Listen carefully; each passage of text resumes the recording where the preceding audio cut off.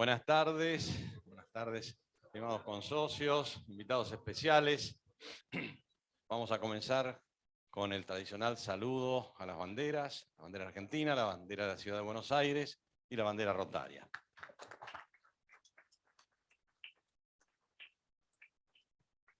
Pueden tomar asiento. Mientras esperamos la llegada de nuestro prosecretario y de nuestro orador, les comento un par de cosas. Quisiera recomendarles a todos la lectura del Informa, que es este órgano de comunicación que tenemos en el club, y hacer público mi agradecimiento y mi felicitación al doctor Emilio Varela, que ha tomado durante todo este año la responsabilidad de organizar, juntar el material y trabajar junto a nuestra secretaría, Carolina, Jesús y Laura, en la edición de esto, que se hacía online. Y como supongo que a más de uno de ustedes le estará pasando, yo sigo prefiriendo el papel a la pantalla. Entonces últimamente lo hemos vuelto a imprimir, de modo que ese era el primer mensaje. El segundo es que el Areópago propuso para el premio Rotario Río Platense al doctor Daniel Sapsay, quien ha aceptado muy gustoso y honrado esta distinción. Y la entrega va a tener lugar en Montevideo el día 24 de mayo a mediodía. De modo que están todos ustedes invitados a esta ceremonia. Habíamos pensado hacerlo la semana antes, que iba a estar presente el presidente del Rotary International, el señor Jay Jarmeta, pero imposible coordinar las agendas, así que les confirmo el 24 de mayo al mediodía. Así que bueno, vamos a continuar. Acá llegó nuestro prosecretario. No sé, ¿querés hacer el informe? Bueno, avanzamos con el primer plato. Muchas gracias. Prosecretario honorario, pase a dar lectura al informe de secretaría. Ezequiel.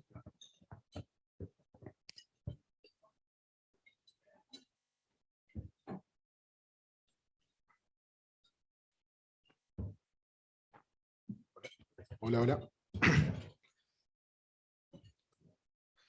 Señoras, invitados especiales, amigos rotarios, muy buenos días. Preside la reunión bajo un formato dual del miércoles 4 de mayo de 2022 el doctor Juan Llamazares. Lo acompañamos en esta mesa cabecera los oradores de la fecha, el doctor Sergio Berenstein y el licenciado Eduardo D'Alessio, a quienes les damos una muy cordial bienvenida. Nos hablarán sobre el fenómeno libertario y la irrupción de Javier Milei. Los oradores serán presentados y entrevistados por la periodista Clara Mariño, quien también coordinará las preguntas que se le formulen. Les recordamos a los consocios que podrán hacer llegar sus preguntas a través del WhatsApp del club, que les recordamos, el número es 54911 2464 o 54911 9631. Acompañamos asimismo al señor presidente, sentados en la mesa cabecera, los expresidentes Norberto Palacios Baqué y Carlos Hanel. Nos acompaña también nuestro socio honorario, Carlos Speroni, y los consocios, Gustavo D'Agostino, Marcos Bertin, Luis Curuchet, Néstor Lemesov, Oscar Secchi, Carlos Tramutola, Raúl Palacio y Juan Carlos Casañe, presidente de la Academia Nacional de Derecho y Ciencias Sociales de Buenos Aires y socio de nuestro club, quien al término de este informe se referirá al aniversario de la Constitución Nacional. Especialmente invitados por nuestro consocio Eduardo D'Alessio, nos acompaña su esposa Nora y el prefecto mayor Marcelo Roberto Maidana.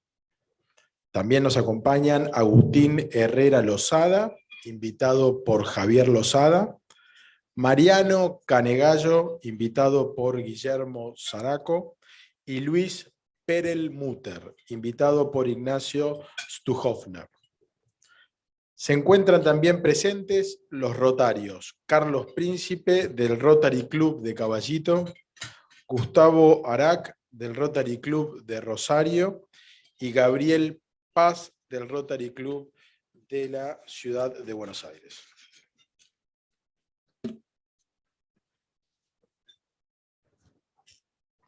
De Cava.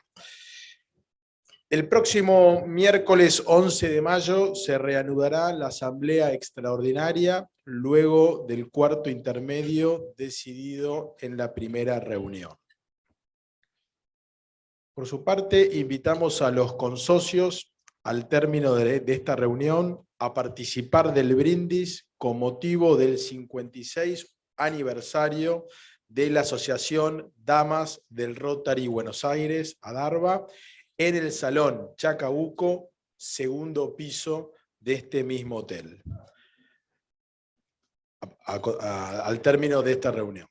A todos ustedes, muchas gracias por acompañarnos y sean muy bienvenidos al Rotary Club de Buenos Aires.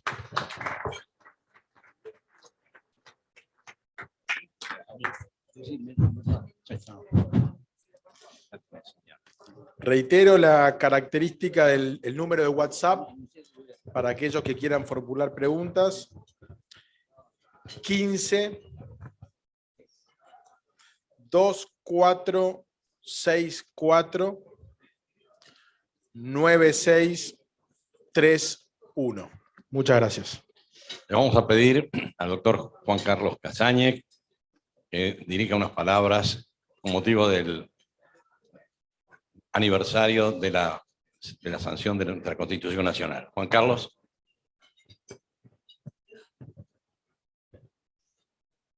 Agradezco al señor presidente que me haya dado la oportunidad de decir unas breves palabras acerca del 169 aniversario de la Constitución Nacional de 1853, que fue jurada el 1 de mayo de ese año.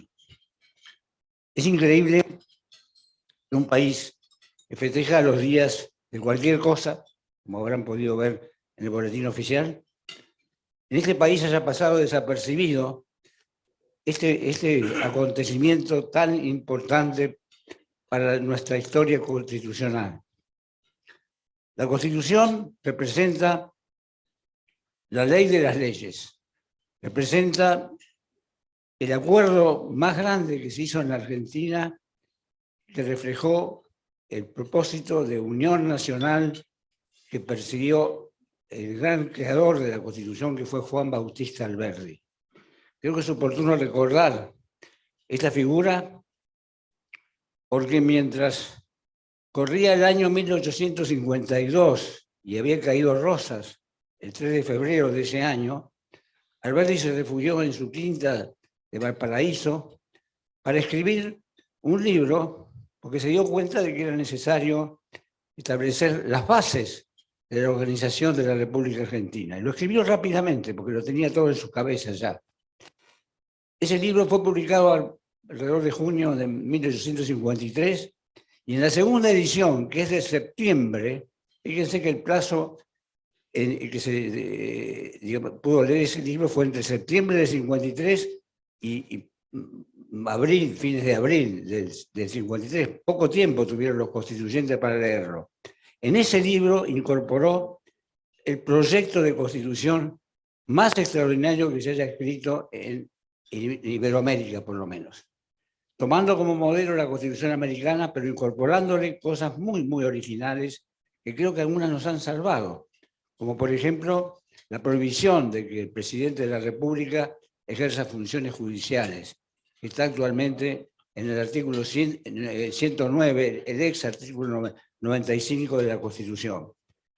Creo que esos propósitos que se fijó Alberdi, que incorporó al preámbulo, lamentablemente se cumplieron en los primeros años de la Constitución, sobre todo a partir de 1860. y más que eso, a partir de 1880, la Argentina durante 40 años aplicó esa constitución histórica y sabia. Precisamente por apartarnos de ella es que estamos donde estamos. Y tenemos el estado o la situación de fragmentación en este momento más grande que ha tenido la República Argentina. Yo creo que la crisis argentina, más que económica, es una crisis institucional. Es una crisis gravísima, una crisis de representación, que quizás tengamos que pensar si no tenemos que volver a algún sistema parecido al de la ley Sespeña, que permitió gobernar con paz y progreso durante tantos años. Las divisiones no son buenas para nuestra vida democrática. Pero fuera de eso, yo creo que nosotros tenemos que bregar todos en cualquier lugar en que estemos porque se cumplan los objetivos del preámbulo, sobre todo afianzar la justicia, consolidar la unión nacional, proveer a la defensa común y asegurar los beneficios de la libertad para todos los habitantes. Nada más y muchas gracias. Hola, buenas tardes. Los oradores de hoy, Eduardo D'Alessio y Sergio Berenstein, van a repartirse el tiempo. Los primeros 15 minutos, Eduardo D'Alessio va a hacer una presentación de números, de datos, y luego vamos a tener la interpretación de esos datos y luego pasaremos a las preguntas. Eduardo D'Alessio es presidente de D'Alessio Irol desde su fundación en 1981, docente en la UCA y en la Universidad de Buenos Aires. En el área de investigación ha atendido a más de 300 clientes de la Argentina y del mundo, ha elaborado proyectos de estrategia empresarial y está especializado en temas de crisis de empresas. Desde hace 25 años realiza la encuesta Expectativas de Ejecutivos para IDEA y en el año 2015 unió su trabajo de investigación a la consultora de Sergio Berenstein. Es además premio Mercurio por el mejor plan de marketing por la Asociación Argentina de Marketing y el premio EICON por mejor campaña. Sergio Berenstein es doctor en Ciencias Políticas, graduado en la Universidad de Carolina del Norte y licenciado en Historia. Es presidente de la consultora Berenstein de análisis político y estratégico desde el año 2014. En ella trabaja con algunos de los principales líderes de la Argentina y de la región, tanto en el plano privado como público. Es profesor de la maestría en negocios de la Facultad de Ciencias Económicas. Desde el año 2019 fue designado presidente del International Press Service para América Latina. Es columnista de La Nación, TN, El Cronista Comercial y co-conductor de Radio Informe 3 para Cadena 3 de Rosario. En primer término, lo invitamos a Eduardo D'Alessio. Eduardo.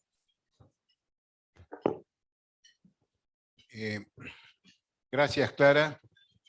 Agradezco la oportunidad que me dan de poder estar el día de hoy presentando estos datos. Lo que, como decía Clara, vamos a dividirnos en, primero ver los datos, y estar todos de acuerdo que estos son los datos, y después, bueno, Sergio naturalmente hará la interpretación y proyección de cuáles son las implicancias políticas de lo que vamos a ver. Hablamos de Javier Milei como una experiencia nueva, como un fenómeno, y vamos a ver las luces y sombras que esto tiene. Cuando nosotros preguntamos si se siente identificado con el fenómeno libertario, no podemos menos que sorprendernos, porque nos da 44% en forma afirmativa, dividido en un 16% que nos dicen que en gran medida, y 28% en alguna medida, son dos instancias, pero si sumamos los dos, lo cual matemáticamente es lícito, nos da 44% del área de simpatía.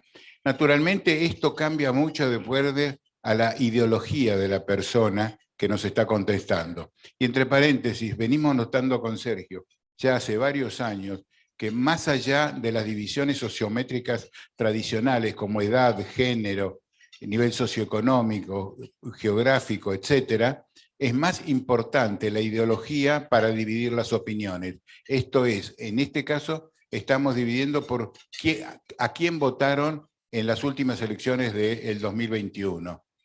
Y entonces vemos que decíamos que en el total se siente identificado, altamente identificado, el 16%.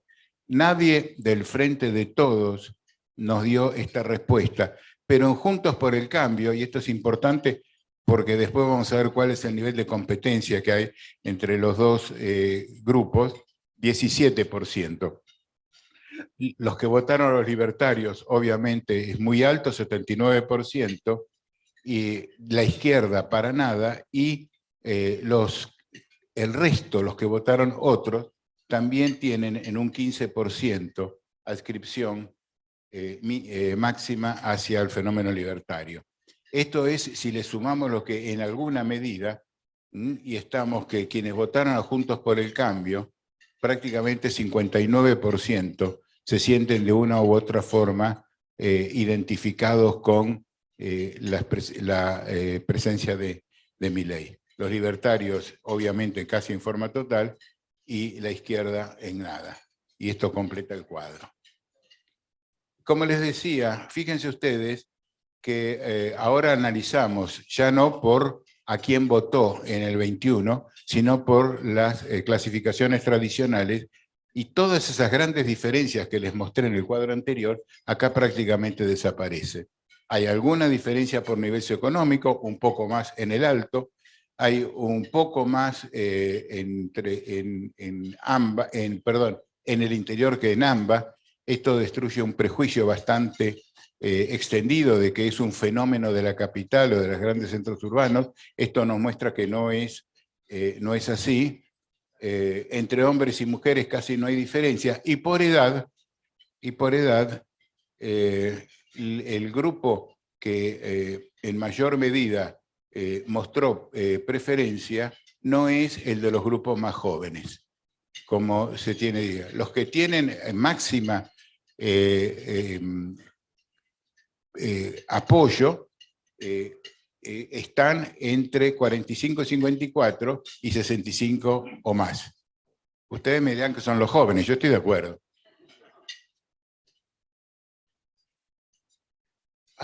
Ahora pasamos a este fenómeno. ¿Cómo es el fenómeno libertario para el país? Positivo en un 42%. Es más que el apoyo. O sea, aún quienes no lo apoyan, hay un segmento que piensa que la aparición del fenómeno Milei es positivo. Y entonces hablamos de la imagen. Esta es una medición que hacemos sobre muchos políticos argentinos, y después vamos a ver una comparación de los grandes números con otros. 39%, pero les llamo la atención sobre este punto. Este es un punto atípico comparado con lo que tuvimos en meses anteriores, y ha tenido bastantes serruchos de acuerdo a sus apariciones en los medios. Con lo cual, este 39 puede ser un punto de una tendencia, todavía no lo sabemos, porque el anterior fue 33%. Es probable que siga el serrucho y que nos encontremos en el futuro con números más bajos que este. Podría llegar a ser. No es el definitivo. Y hay un 50% en contra. Pero yo diría que 39% es alto para este nivel de presencia. Lo que es importante, vuelvo al cuadro anterior, que el 11% no contesta. O sea que prácticamente el 90% puede dar opiniones, y a esto, a esta altura, lo posiciona como un posible candidato. Bueno, no me quiero meter en terrenos que no son míos. Para eso está Sergio entre nosotros. Nuevamente, el término de imagen, este 39%, lo que más divide es por quién votó en el año 21, y llega a 16% en el caso de quienes votaron al Frente de Todos, pero, y esto es lo que preocupa a algunos, los que votaron Juntos por el Cambio, el 50% tienen una imagen positiva de José Milei. Javier Milei, perdón, doctor. José Milei es... es nuestro consocio y médico, médico mío.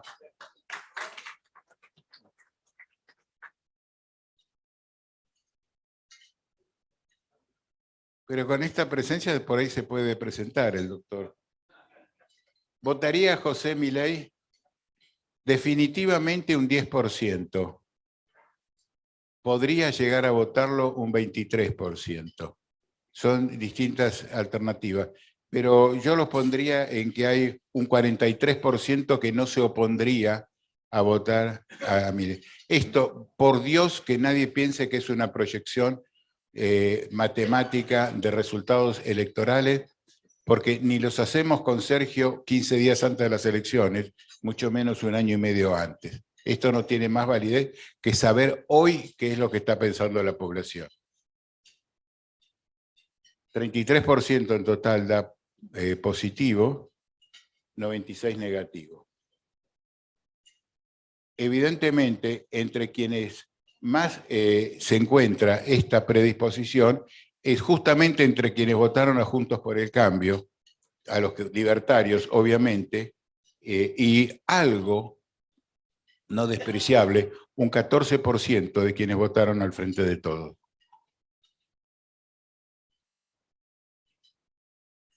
Por otra parte, 34% menciona que es el político que estaba haciendo falta.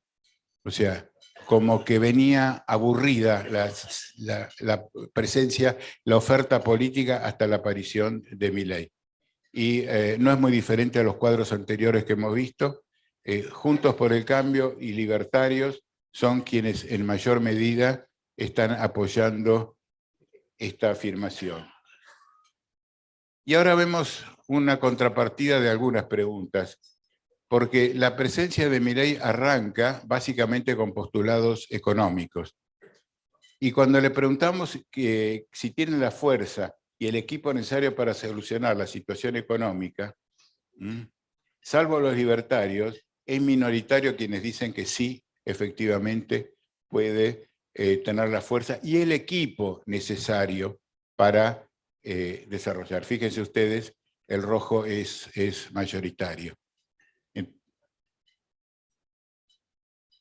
Si se considera que es autoritario, 68% dicen que efectivamente es autoritario y no va a escuchar a otros sectores. Y para ir cerrando la parte numérica, ¿qué va a pasar con las disputas sociales? Y acá sí hay coincidencia. Fíjense, el verde está extendido en que sí va a acentuar las políticas, los conflictos sociales. O sea, hay una presencia, hay una aceptación ideológica, pero cuando llegamos a los hechos, que es justamente el poder llevar adelante las teorías económicas y el mantener la paz social, es donde aparece una retracción en su imagen. Y hablando de imagen, también preguntamos si era un peligro para la democracia, y esto no es visto de esta manera, no es antisistema en este frente. Les quería mostrar ya la imagen, porque hemos hablado de imagen de Milei, vamos a ponerlo ahora en contexto. Esta es la imagen del presidente Alberto Fernández. Es el color verde, es el positivo, que estaba en 61% positivo cuando empezó la pandemia, cuando él junto a Kicillof y Rodríguez Larreta se presentaron juntos enfrentando la pandemia. Fue el mejor momento. Según nuestra medición, 61% tenía de imagen positiva. Hoy llegó a 24%, y esto es del mes pasado, seguramente está más abajo. Este es el de Cristina Fernández de Kirchner. Nunca llegó a tener 60, pero arrancó en 40 y hoy está en 27 y, como ven, con una clara línea descendente. Kicillof también arranca en 47 y hoy está en 28. Y son estos los dirigentes del oficialismo con mejor imagen. Sí.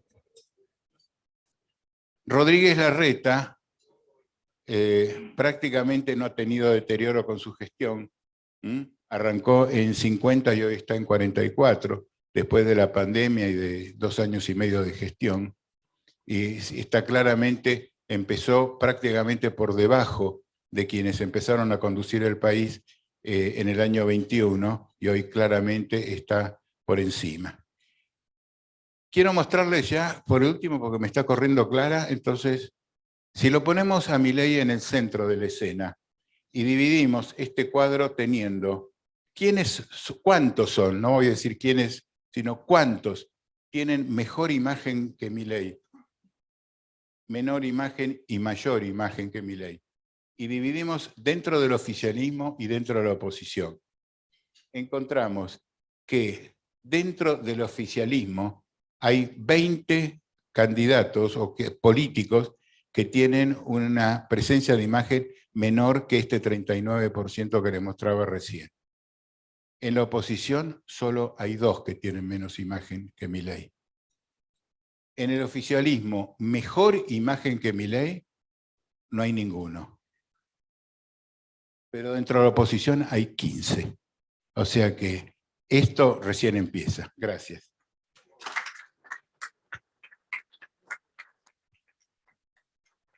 Muchísimas gracias, Eduardo. Le escuchamos a Sergio Berenstein.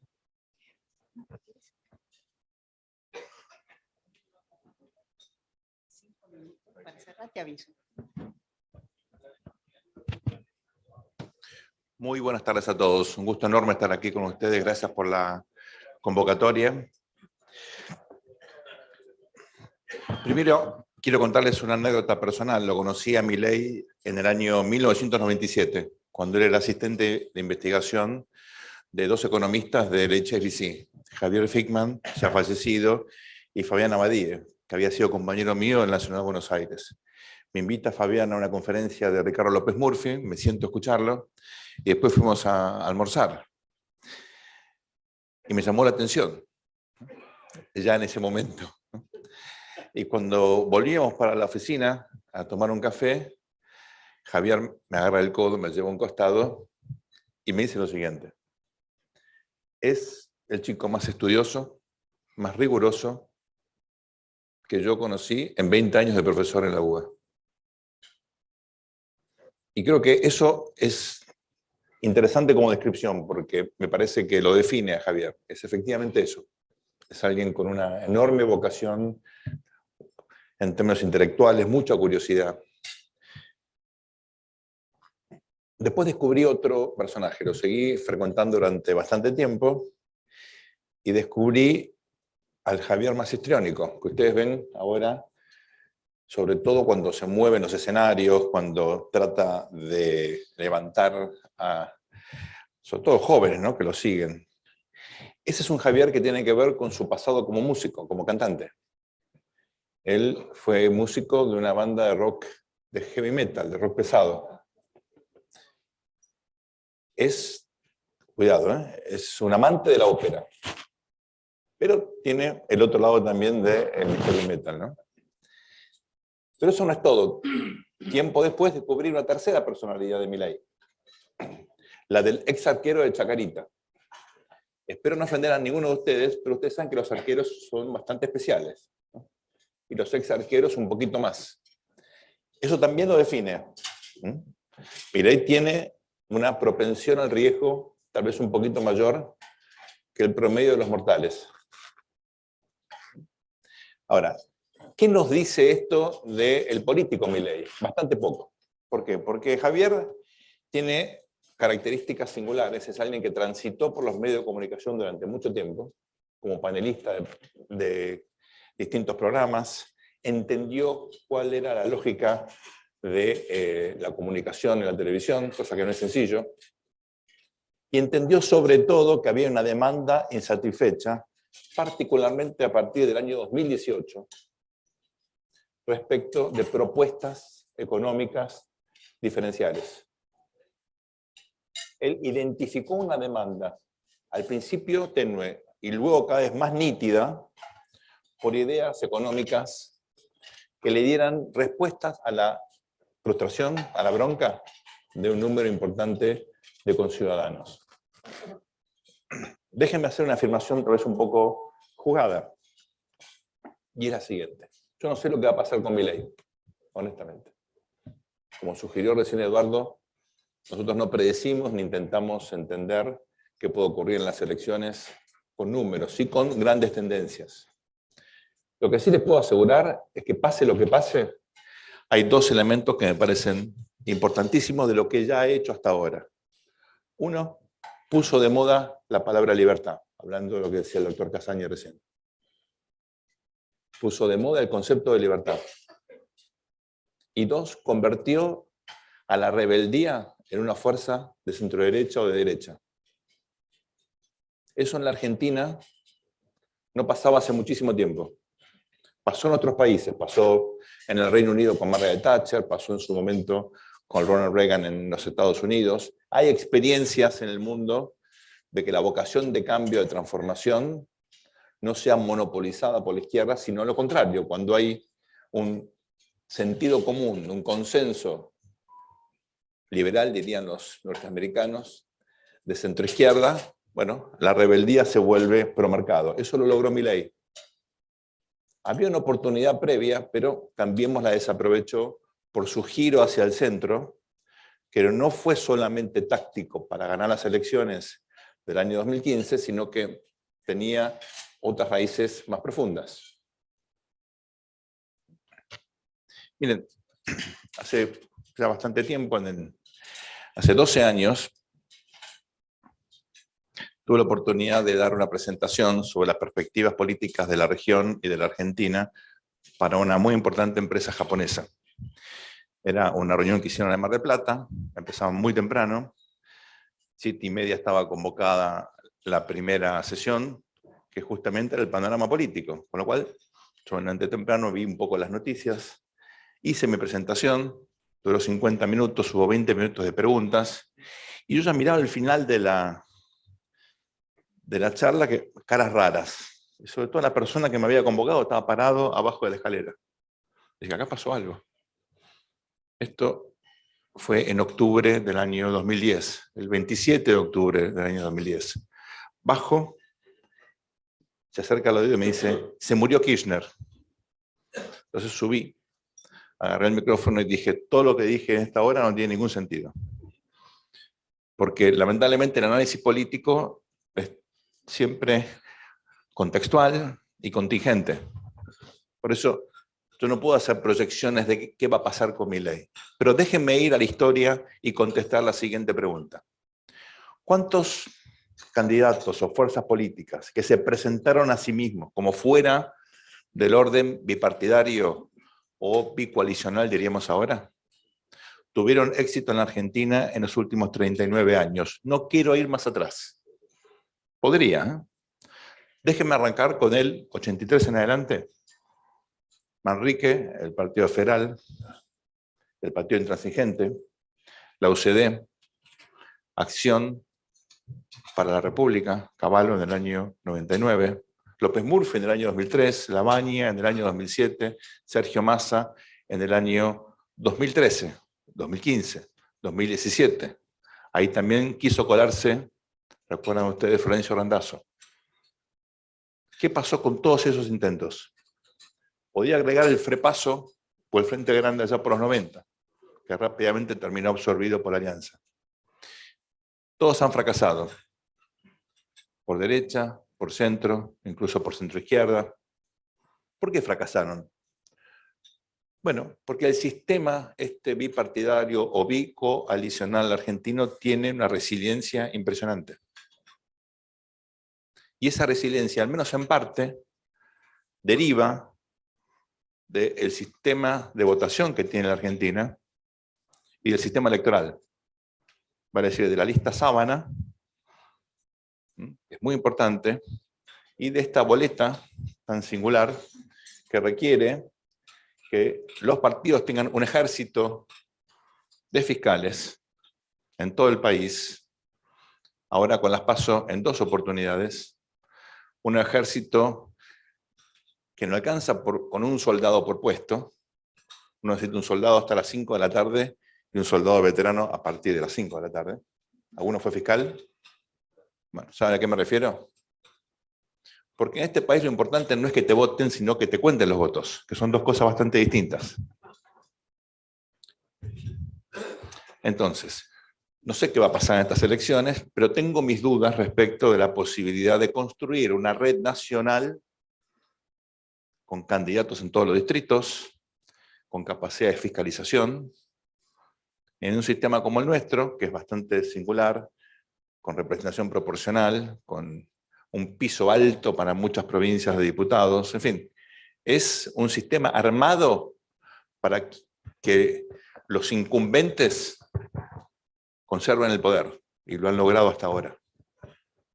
Entonces, veremos qué pasa con Milei. El fenómeno creo que está recién surgiendo. Lo que ha hecho hasta ahora me parece muy positivo, independientemente del futuro, pero tengo mis dudas respecto de su consolidación por estos factores institucionales que acabo de mencionar. Muchísimas gracias por la atención. Muchísimas gracias, Sergio, y lo invitamos a Eduardo D'Alessio porque ahora llegamos a la parte de las preguntas. El doctor Parodi me hizo llegar esta pregunta. Si Milei se incorpora a Juntos y se aviene al diálogo con esta coalición, ¿se lograría una sinergia valiosísima para derrotar al peronismo? ¿Ustedes coinciden con esto?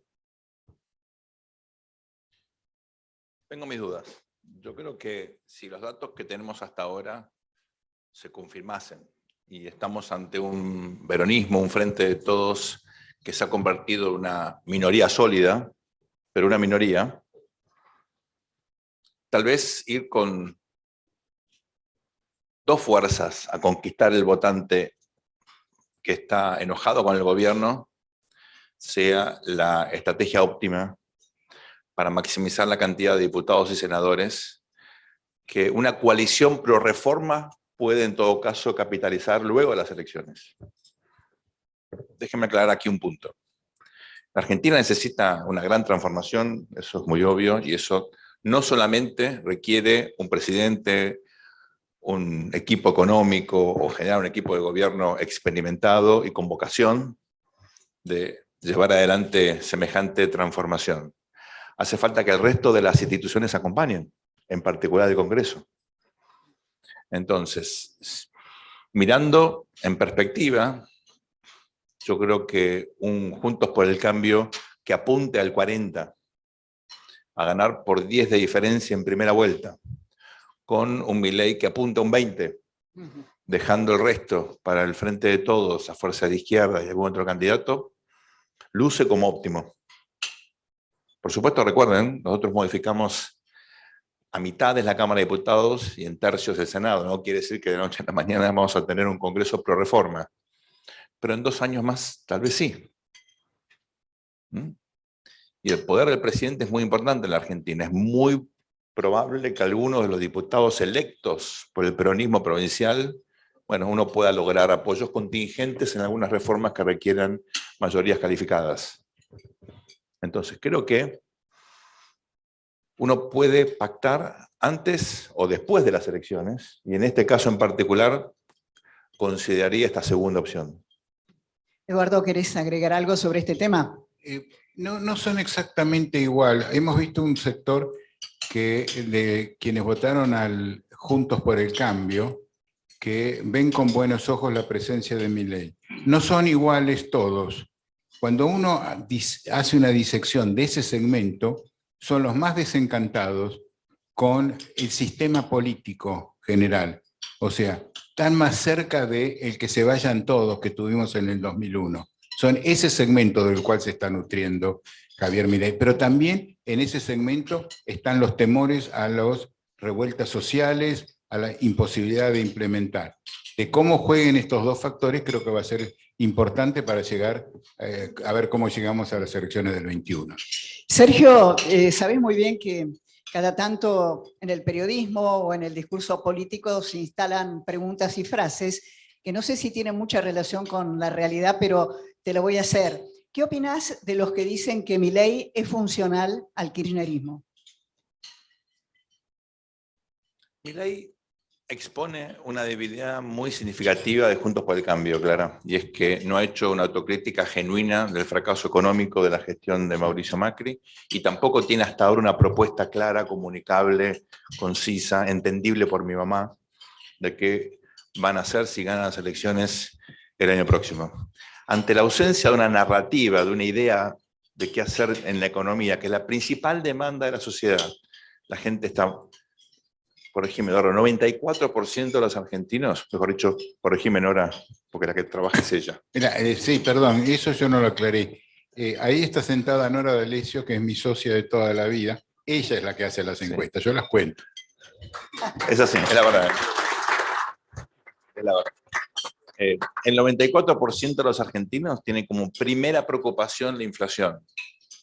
Más allá de relatar si sube o si baja, o de identificar su causa, que es la emisión monetaria. ¿Ustedes escucharon alguna propuesta clara de algún dirigente opositor respecto de qué hacer con la inflación? Bueno, viene Milei y te dice lo que sea, por ejemplo, dolarizar o cualquier otra cosa. Bueno, ante la ausencia de otro discurso que compita, que dialogue, que debata, él tiene casi un monopolio del discurso económico. Una enorme ventaja que desconozco por qué la oposición hoy le está brindando. Perdón, las primeras 7 preocupaciones son iguales entre uno y otro. Y acá queda el centro del tatetí libre, la segunda de las preocupaciones, que es el problema de seguridad. ¿Dónde está? Realmente interesante. Milei hasta ahora no es atacado en sus propuestas. Otra cosa incomprensible. Por ejemplo, uno podría preguntarle, ¿en qué país se aplicó lo que vos estás proponiendo? Tuve una discusión breve en la tele una vez con él respecto de los monopolios naturales. Por ejemplo, los servicios públicos. Estando los doctores Casaña aquí, que yo hable de esto es una vergüenza. Pero desde el punto de vista político, alguien que dice que no hay que regular. ¿Se puede no regular los servicios públicos cuando son monopolios naturales? No conozco ningún caso en el mundo. Entonces él me salió inteligentemente, porque tiene recursos narrativos, por el lado de la teoría. Bueno, en la práctica, como yo tengo cariño por él, no quise repreguntar, pero en la práctica él está dejando ahí oportunidades enormes para que alguien con un poquito de viveza realmente ponga de manifiesto que mucho de lo que propone es impracticable. Ha señalado alguien con un poquito de viveza, ¿no? Esta pregunta es para los dos. ¿Cuál es tu opinión de la decisión de Juntos por el Cambio de incorporar en un documento no nos vamos a juntar con Milei? Contestalo vos. Si ese fuera el principal problema de la oposición, estaríamos fantásticos, claro.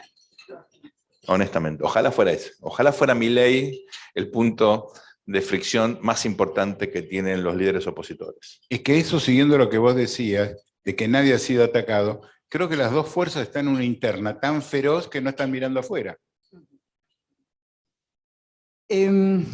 Otra pregunta, y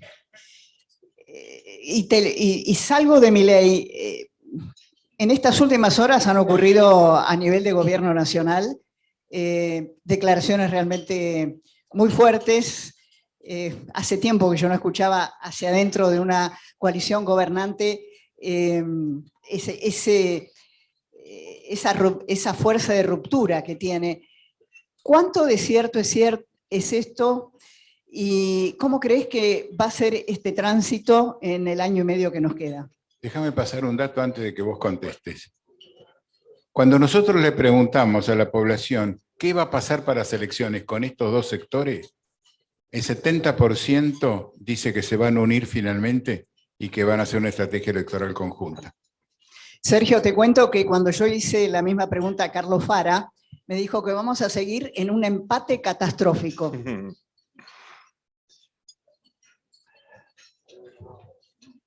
Lo bueno o lo malo.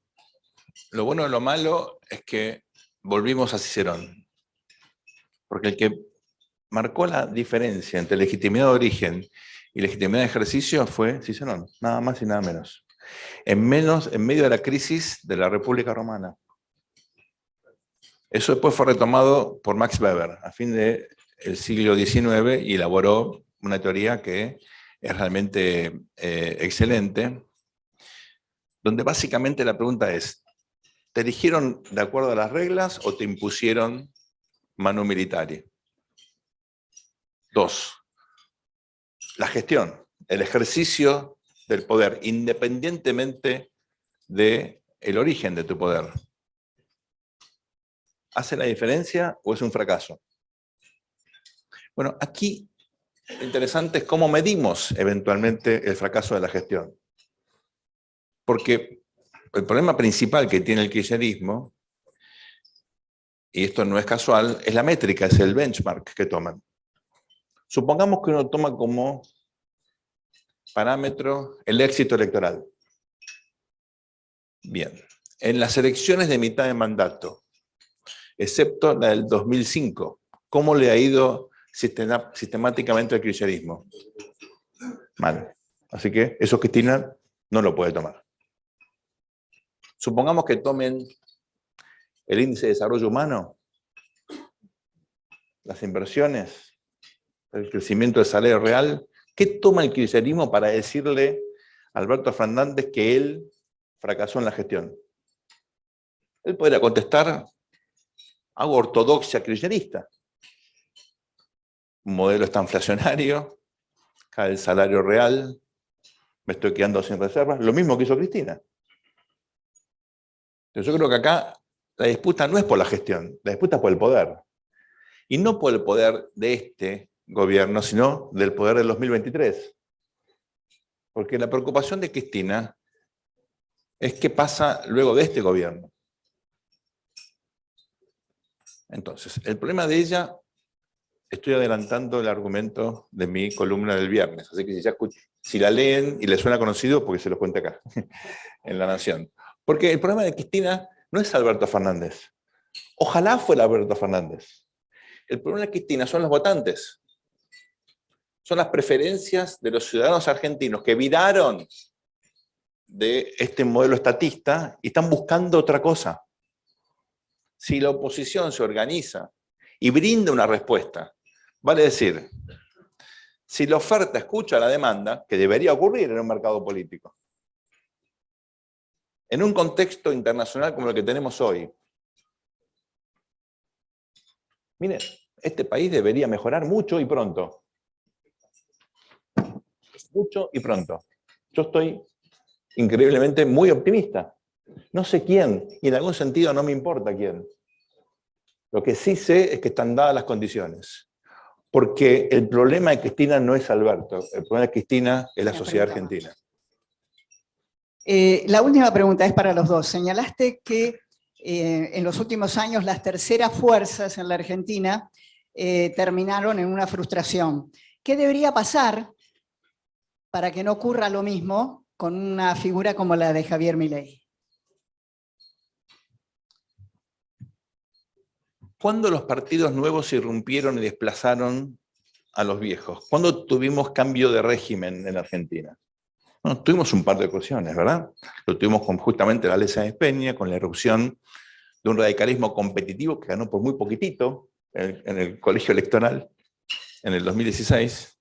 Hubo ahí un par de diputados santafesinos que si se daban vuelta, perdía Irigoyen. La cosa micro, porque uno después dice el radicalismo, pero en la historia pequeña pudo haber salido de otra forma, ¿no? Pasó con el radicalismo, donde ahí lo que hubo fue un aprovechamiento de la quiebra del orden conservador, que estaba, ustedes se acuerdan, bastante debilitado. Ya tuvimos el episodio de 1890, cuando surge justamente el radicalismo, venía ya funcionando con problemas. Ahí surge una alternativa. La segunda opción, o la segunda ocasión histórica de irrupción de algo nuevo fue con el peronismo. En ambos casos, la fuerza que emerge se queda con un pedazo muy grande de lo que hay. Entonces, para que el fenómeno Milei deje de ser un fenómeno transitorio y se convierta en algo permanente, se tiene que dar esto, tiene que absorber un pedazo significativo de lo previo. Si Milei logra, por ejemplo, convencer a un segmento importante de los halcones de Juntos por el Cambio, bueno, O sea, si hay una fractura de Juntos por el Cambio, ahí veo más escalas, veo otra clase de posibilidades. El fenómeno individual no prospera. Los individuos siempre tienen capacidad de hacer la diferencia, pero necesitan estructura, equipo, recursos para sustentarlo en el tiempo. Sergio, perdón, No, Eduardo, sí, querías agregar algo. Yo decía, esa fractura, cuando tenés casi todos los miembros de la oposición que tienen mejor imagen que Milei, no parece todavía factible, ¿no? A los dos, muchísimas gracias.